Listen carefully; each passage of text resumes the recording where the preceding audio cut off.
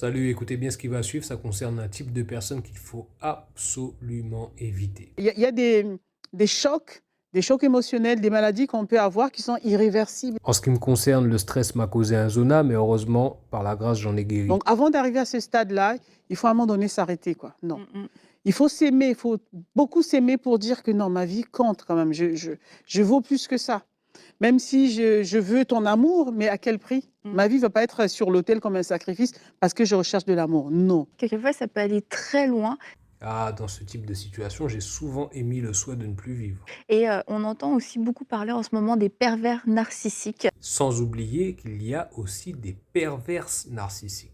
Mais on a voulu, savoir ce qu'était réellement un pervers narcissique parce que c'est important de pouvoir bien le comprendre et bien le définir. Alors on a demandé à Rachel Dufour et elle nous a répondu à cette question, qu'est-ce qu'un pervers narcissique et comment faire face à ce genre de personnes, dans notre vie? Comment les reconnaître aussi? Alors Rachel, à toi la parole. Waouh, voilà un sujet hyper intéressant.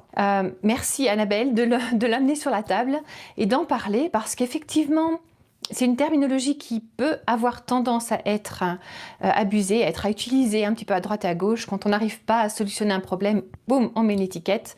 C'est plus simple. Le pervers narcissique est quelqu'un qui souffre d'une maladie d'ordre psychiatrique. C'est très sérieux parce qu'il va y avoir des conséquences graves sur les personnes qui sont victimes de ces pervers narcissiques. Les victimes se retrouvent dans des états assez dramatiques. Ça fait partie des maladies telles que le borderline, les maladies sociopathiques. Ce sont des maladies psychiatriques.